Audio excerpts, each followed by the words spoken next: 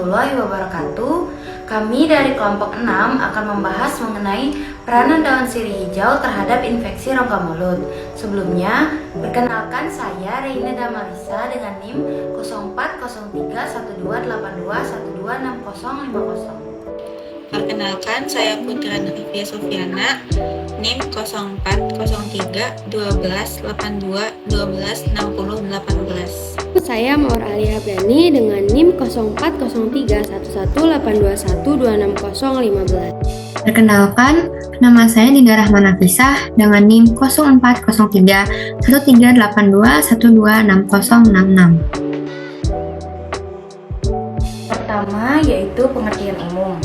Daun sirih hijau dengan nama ilmiah Piper betuline adalah tumbuhan dalam famili Piperaceae genus Piper dengan ciri daun berwarna hijau kekuningan sampai hijau tua dan permukaan atas mengkilat. Daun sirih hijau berbentuk lonjong, runcing, bertangkai dan memiliki panjang kisaran 5-18 cm dengan lebar 3-12 cm. Daun sirih memiliki efek seperti antibakteri, antifungal, antimikroba, radioprotektif, antioksidan, antiseptik, antiinflamasi, anti-alergi, dan penyembuhan luka. Dalam kedokteran gigi, daun sirih telah dipelajari efektivitasnya dalam menghambat pertumbuhan bakteri dan jamur. Selanjutnya yaitu kandungan-kandungan yang terdapat dalam daun sirih hijau yang dapat menghambat pertumbuhan bakteri maupun jamur penyebab infeksi rongga mulut. Yang pertama ada minyak atsiri sebagai antibakteri, yang kedua ada alkaloid sebagai antibakteri, anti jamur dan antivirus, yang ketiga ada flavonoid sebagai antibakteri dan antiinflamasi, yang keempat yaitu tanin sebagai antibakteri, anti jamur dan antivirus, yang kelima yaitu saponin sebagai antibakteri, yang keenam ada fenolik sebagai antibakteri, yang ketujuh ada kafikol sebagai antibakteri, dan yang kedelapan ada steroid sebagai antibakteri.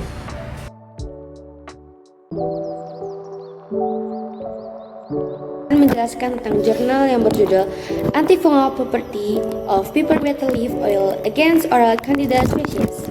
Penelitian yang digunakan adalah penelitian in vitro terhadap jamur Candida albicans, Candida glabrata, Candida cursae, Candida tropicalis, dan Candida parapsilosis.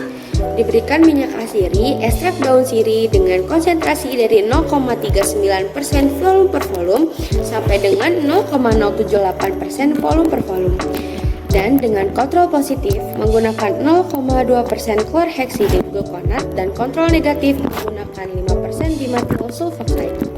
Berdasarkan hasilnya yaitu zona hambatnya Candida albicans, Candida glabrata, Candida parapsilosis memiliki zona hambat paling besar dengan nilai 33,83 mm dan zona hambat lebih besar daripada kontrol negatif. Lalu, berdasarkan ke minimum inhibitory concentration, konsentrasi hambat minimum MIC paling kecil dimiliki oleh Candida glabrata dan Candida parapsilosis yaitu 0,39% volume per volume, dan IC paling besar dimiliki oleh Candida albicans, Candida cursae, dan Candida tropicalis dengan MIC 0,78% volume per volume. Judul jurnal saya adalah Comparative Inhibitory Effect of 4-allyl pyrocetasol isolated from people tibital on Streptococcus intermedius, Streptococcus mutans, and Candida albicans. Penelitian ini adalah penelitian in vitro yang dilakukan pada jamur Candida albicans dengan 3 konsentrasi ekstrak daun sirih yaitu 400 gram ml, 800 gram ml, dan 1600 gram ml. Ekstrak daun sirih tersebut berupa 4 alil pyrocetasol terhadap MIC dan MFC, serta penghambatan Candida albicans dan efek pemberantasan Candida albicans. APC dikategorikan sebagai molekul yang mengandung katekol. APC adalah senyawa fenolik dan mungkin disajikan sebagai molekul muatan dalam kondisi medium tertentu. Hasil penelitian ini adalah semakin besar konsentrasi yang diberikan, semakin besar pula efek penghambatan dan pemberantasan Candida albicans. Hasil penelitian ini juga menegaskan bahwa APC dari daun sirih memiliki kinetika pembunuhan tergantung dosis terhadap patogen yang diuji. APC juga menyebabkan aktivitas terhadap Candida albicans, merusak DNA jamur oleh superoksida yang dihasilkan sehingga menghambat pembentukan tunas jamur. Penelitian selanjutnya dengan judul Nanograde Betel Leaf Extract Inhibit the Growth of Streptococcus mutans and Staphylococcus aureus diambil dari jurnal eGigi pada tahun 2019. Metode yang digunakan dalam penelitian ini yaitu dengan penelitian in vitro yang dilakukan terhadap bakteri Staphylococcus aureus dengan 3 jenis ekstrak daun sirih, yaitu yang pertama mikropartikel dengan konsentrasi 10%, yang kedua mikropartikel dengan konsentrasi 10%, dan yang ketiga dengan nanopartikel. Uji sensitivitas yang dilakukan pada bakteri ini yaitu menggunakan metode difusi cakram. Kultur bakteri diusapkan pada media nuklear agar dan paper dish yang telah ditetesi oleh ekstrak daun sirih hijau tersebut diletakkan di atasnya, lalu diinkubasi selama 24 jam. Setelah itu diamati zona hambatnya. Hasil pada penelitian ini yaitu zona hambat sudah mulai tampak pada mikropartikel dengan konsentrasi 10%. Jika dibandingkan dengan konsentrasi 30%, maka zona hambat lebih besar pada konsentrasi 30%, sehingga dapat disimpulkan bahwa semakin besar konsentrasi ekstrak daun sirih, maka zona hambat yang dihasilkan juga semakin besar. Selanjutnya, jika mikropartikel dibandingkan dengan nanopartikel, maka zona hambat pada nanopartikel lebih besar dari mikropartikel, sehingga dapat diambil kesimpulan bahwa semakin kecil ukuran partikel daun sirih, maka semakin besar zona hambat yang dihasilkan. Dari beberapa percobaan tersebut, ekstrak daun sirih terbukti dapat menghambat bakteri Staphylococcus aureus yang merupakan penyebab dari infeksi rongga mulut. Selanjutnya yaitu artikel yang berjudul The Effect of Paper Beetle Against Candida albicans Adherence to Dental Acrylic Surfaces dengan judul jurnal Ceylon Journal of Science pada tahun 2018. Untuk metodenya, jurnal ini merupakan jurnal dengan penelitian in vitro yang dilakukan terhadap jamur Candida albicans pada permukaan akrilik gigi tiruan dengan beberapa konsentrasi, mulai dari 5.000 mg per mililiter hingga 10.000 mg per mililiter ekstrak daun sirih. Kontrol positif yang digunakan yaitu pembersih gigi tiruan komersial dengan konsentrasi 10.000 mg per mililiter, dan dari penelitian ini yang diamatinya ialah zona hambatnya. Pada zona hambat sudah muncul pada konsentrasi 5.000 mg per mililiter dengan zona hambat 0,30 mm dengan pola yaitu semakin tinggi konsentrasi ekstrak etanol, maka semakin tinggi zona hambatnya. Zona hambat terbesar yaitu pada konsentrasi 10.000 mg per mililiter dengan zona hambat sebesar 4,40 mm. Namun, jika dibandingkan dengan kontrol positif, yaitu pembersih gigi tiruan yang dikomersialkan, maka zona hambatnya lebih kecil. Pada rata-rata adesi muncul pada konsentrasi 10.000 ppm dengan pola semakin tinggi konsentrasi ekstrak etanol daun sirih, maka semakin rendah adesi dari Candida albicans pada gigi tiruan.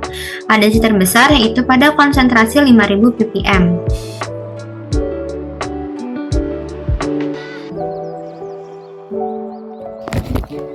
Saya akan menjelaskan tentang mekanisme daun sirih hijau, yaitu yang pertama adalah minyak asiri. Minyak asiri mekanismenya adalah sebagai antibakteri yang dengan mengganggu proses pembentukan dinding sel sehingga membran sel tidak terbentuk dengan sempurna atau bahkan tidak terbentuk sama sekali. Nah, selanjutnya yaitu alkaloid. Alkaloid merupakan bahan aktif yang dapat menghancurkan bakteri, jamur, virus, dan sel kanker. Mekanisme kerjanya yaitu dari senyawa alkaloid dengan mengganggu komponen penyusun peptidoglikan pada sel bakteri. Selanjutnya yaitu ada flavonoid. Flavonoid berkhasiat sebagai antibakteri karena dapat mengganggu fungsi dinding sel bakteri melalui pembentukan kompleks dengan protein ekstraseluler dan menghambat motilitas bakteri. Dan selanjutnya yaitu ada tanin. Tanin merupakan senyawa polifenol yang bersifat polar yang bekerja sebagai antibakteri dengan menghambat enzim ekstraseluler dan mengambil alih substrat yang dibutuhkan dalam pembentukan bakteri. Selanjutnya ada saponin. Saponin mengandung molekul yang bersifat hidrofilik dan lipofilik, sehingga menurunkan tegangan permukaan sel dan permeabilitas membran menjadi rusak. Gangguan pada tegangan permukaan dinding sel menyebabkan kandungan antibakteri dapat dengan mudah masuk ke dalam sel yang akhirnya sel mengalami kematian. Lalu, permeabilitas membran sel yang rusak dapat menyebabkan gangguan pada keberlangsungan hidup bakteri. Bahan aktif tersebut juga dapat menyebabkan sel bakteri mengalami kebocoran protein dan enzim. Lalu, selanjutnya adalah fenol. Fenol dapat berperan sebagai racun dengan menghambat aktivitas enzim bakteri dan juga dapat mendenaturasi protein sehingga aktivitas metabolisme bakteri mengalami kematian. Proses fenol menginvasi protein yaitu melalui ikatan hidrogen sehingga menyebabkan struktur protein menjadi rusak, yang mana sebagian besar dari struktur dinding sel dan membran sitoplasma bakteri mengandung lemak dan protein.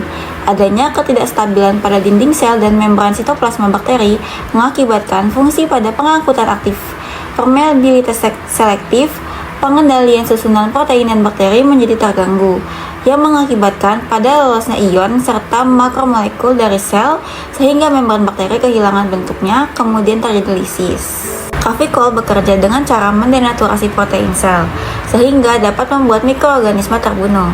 Terganggunya struktur 3 dimensi protein oleh kavikol menyebabkan protein terbuka menjadi struktur acak tanpa disertai kerusakan pada kerangka kovalen, sehingga protein terdenaturasi. Deret asam amino pada protein tetap utuh setelah terdenaturasi, namun hal tersebut menyebabkan aktivitas biologisnya mengalami kerusakan, sehingga protein tidak dapat melakukan fungsinya. Ini ada alkaloid.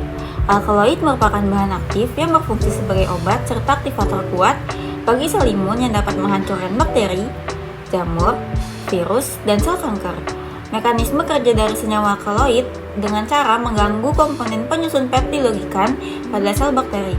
Lapisan peptidoglikan digunakan sebagai keberlangsungan hidup bakteri pada lingkungan hipotonis.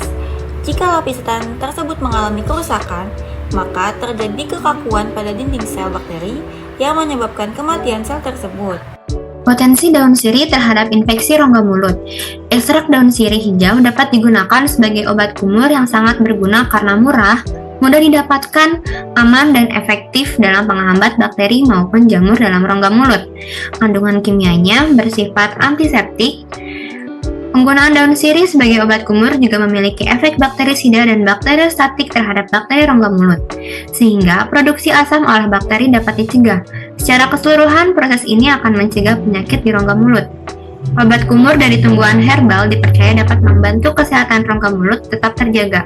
Daun sirih atau Piper betulin memiliki khasiat sebagai antiseptik yang efektif karena adanya kandungan minyak atsiri dan beberapa senyawa lainnya yang telah terbukti efektif dalam menghambat bakteri, jamur, maupun virus. Selain itu, daun sirih juga mempunyai efek antiinflamasi yang berguna dalam penyembuhan infeksi rongga mulut.